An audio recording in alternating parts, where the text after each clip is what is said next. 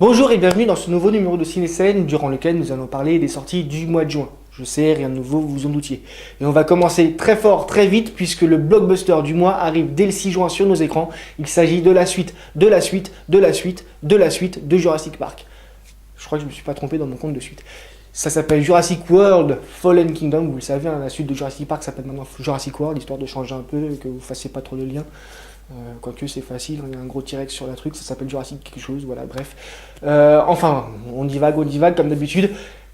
Au casting, nous retrouvons Chris Pratt, le héros du premier Jurassic World. À ses côtés, il y aura Bryce Dallas Howard, que l'on a notamment vu dans La Jeune Fille de l'eau, l'excellent film de M. Night Shyamalan. Et au casting, nous aurons toujours le vétéran de la saga, Jeff Goldblum. Et si vous voulez voir d'autres bestioles que des dinosaures, vous pourrez aller le voir aussi dans La Mouche. Nouveau synopsis, on va pas trop vous en parler, hein. Ça s'appelle Jurassic World, ça va forcément parler de dinosaures, les mecs qui courent, qui sont bouffés, machin, bref, hein, comme d'hab, voilà. Le film est réalisé par Juan Antonio Bayona, dont vous avez pu admirer le travail il y a quelques mois avec quelques minutes après minuit. On enchaîne directement avec le 13 juin, avec la suite de la suite de la suite, de la... Non, c'est bon, là, on s'arrête là, que 3, c'est déjà bien. D'Ocean's 11. Alors, après Ocean's 11, ils ont fait Ocean's 12, ils ont fait Ocean's 13, et comme il veut être original, ils ont fait maintenant Ocean's 8. Ouais, niveau originalité, on repassera. Hein. Il y a certains films très connus qui se passent sur une galaxie très loin, dans une galaxie très lointaine, qui nous ont déjà fait le coup de commencer par le milieu et de finir par le début. Hein, ou à peu près. Voilà. Donc c'est pas très original. Le film, allez, on le dit quand même, est réalisé par Gary Ross, à qui l'on doit notamment le premier volet de la saga Hunger Games, ou encore Free State of Jones, pour ceux qui seraient un peu moins branchés blockbuster que moi. Au casting, on retrouve Sandra Bullock, qu'on ne présente plus, Speed, hein, le film le plus connu qu'elle ait fait probablement, Cate Blanchett, qu'on ne présente plus non plus, Le Seigneur des Anneaux, elle en a fait plein d'autres, mais c'est celui qui me vient là tout de suite à l'esprit, et Anne Hathaway, qu'on ne présente plus parce qu'elle a joué dans The Dark Knight Rises, elle a joué Catwoman, une très jolie Catwoman d'ailleurs. Donc on la présente plus non plus, voilà. Au niveau du synopsis, ça nous raconte l'histoire de la petite sœur du criminel interprété dans la première trilogie par George Clooney, qui s'appelait Ocean, mais je me souviens plus de son prénom, je crois que c'est Billy, mais peut-être que je confonds avec autre chose, pas sûr, donc je préfère ne rien dire. Qui va monter un groupe pour faire un casse, vous avez compris, c'est pas franchement très très original, et du coup ça ne donne pas forcément très très envie d'aller le voir. Voilà, soyons honnêtes. Maintenant, si vous êtes fan du genre, allez-y, ça fera plaisir.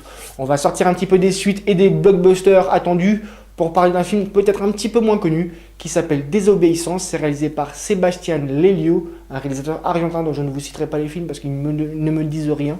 Voilà. Au casting, on retrouve Raquel Weisz, Rachel McAdams ou encore Raquel Nivola. Pardon, Alessandro Nivola. Et ils ne s'appellent pas tous Rachel hein, dans le truc. D'autres prénoms aussi, je pense. Hein. T'imagines toi, sinon ça devait être le bordel sur le plateau. Alessandro Nivola qu'on a vu notamment dans la saga Gaulle et Gaulle 2, parce qu'ils n'ont pas fait le 3 parce que la saga passait bien marché, qui nous faisait voyager dans le monde du foot. J'en parle, hein, la Coupe du Monde arrive, le 13 juin elle sera plus très loin, voire quasiment là déjà, donc il fallait parler un peu foot, sinon voilà. Au niveau de l'histoire, ça nous raconte l'histoire d'une jeune femme juive orthodoxe qui, en rentrant à la maison à la mort de son père, va provoquer quelques tensions dans la communauté en avouant ses sentiments à sa meilleure amie. Les critiques sont relativement dithyrambiques, donc ça a l'air assez intéressant, surtout si vous voulez voir un film un petit peu plus dramatique et un petit peu moins action, comédie. Hein, ça change un peu, de temps en temps ça fait du bien aussi un peu de pleurer, d'être pas bien. Voilà. De temps en temps, pas trop, parce que sinon après on est triste et tout, machin, bon, bref. On enchaîne avec le 20 juin, la sortie d'un film qui m'a particulièrement intrigué. Ça s'appelle Sans un bruit, et on va revenir un petit peu dans le milieu de l'action, même si c'est plus de l'horreur, là, puisqu'il s'agit d'un film d'horreur, vous l'avez compris. C'est réalisé par John Krasinski, qui est aussi acteur et qui du coup s'est réservé le rôle principal dans le film, hein. Ça ne mange pas de pain comme dirait l'autre. Et il donnera la réplique notamment à Emily Blunt, que l'on a pu voir dans Edge of Tomorrow et que l'on verra bientôt dans Edge of Tomorrow 2. Fallait bien que je recale une suite quelque part. Donc c'est fait. Voilà.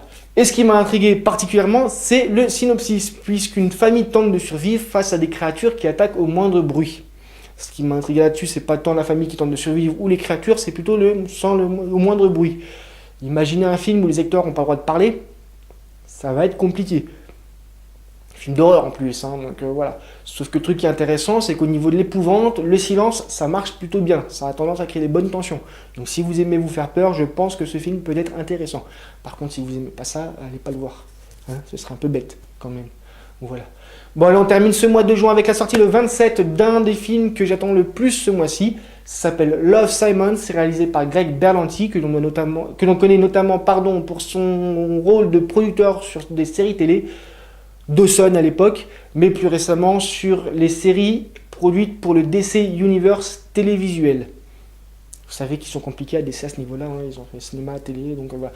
Grosso modo, il est le producteur et peut-être aussi un petit peu le scénariste de séries telles que Flash, Arrow, Legion of Tomorrow ou encore Black Lightning. Et on va retrouver un petit peu son travail aussi sur la prochaine série qui sort, à savoir Booster Gold, qui devrait bientôt arriver sur nos écrans, en tout cas aux États-Unis. En France, on verra, vous savez, il y a toujours un petit délai, donc voilà. Pas très souvent maintenant, un peu moins qu'avant. Bref. Au niveau de l'histoire, ça nous parle de Simon qui est gay, et ça, personne ne le sait, ni sa famille, ni ses amis. Enfin, lui, il est au courant quand même un petit peu, hein. C'est rassurant quand même.